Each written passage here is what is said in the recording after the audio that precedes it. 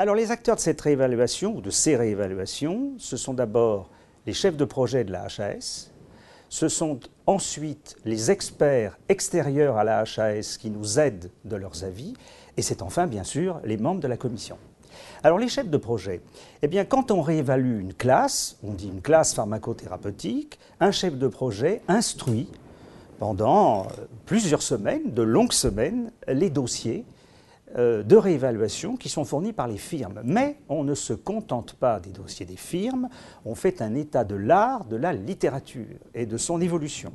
Et donc le chef de projet responsable de la réévaluation va produire une synthèse de tous les éléments disponibles actualisés et va rédiger ce qu'on appelle un document préparatoire.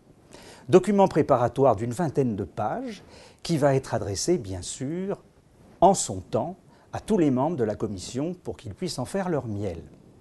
Voilà pour le travail du chef de projet qui est un travail tout à fait considérable. Et ensuite, il y a l'intervention des rapporteurs extérieurs. Alors, de qui s'agit-il?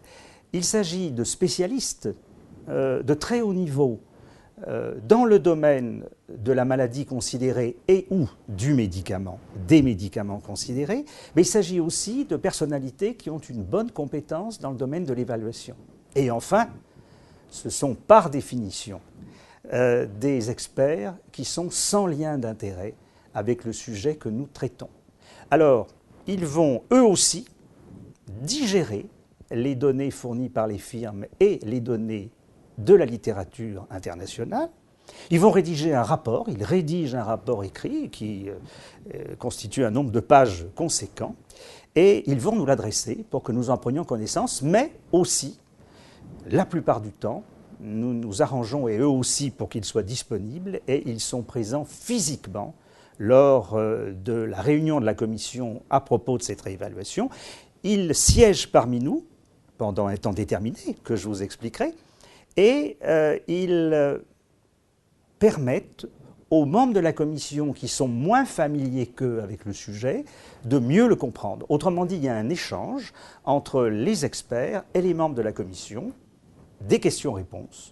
Et lorsque les membres de la commission estiment qu'ils sont suffisamment bien informés sur le sujet, les experts quittent la salle de réunion, car nous ne débattons entre nous qu'en l'absence, bien entendu, des experts. Et enfin, bien entendu, intervention de la commission.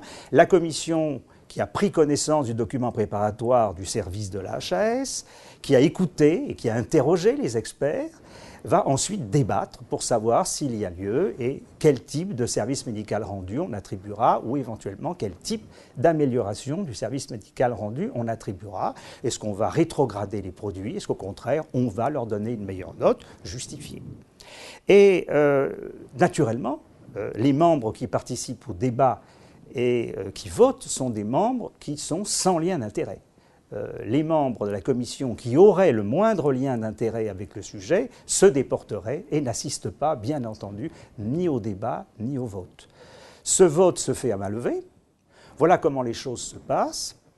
Et vous voyez donc que si la commission est constituée de professionnels de santé de terrain qui soignent des malades tous les jours, ce ne sont pas des administratifs qui siègent à la commission de la transparence, vous voyez bien que cette commission a besoin d'experts spécialisés et qu'elle constitue, cette commission, une sorte de jury qui, après avoir pris connaissance de documents et après avoir entendu les experts, va pouvoir se prononcer, je le pense, dans une bonne situation.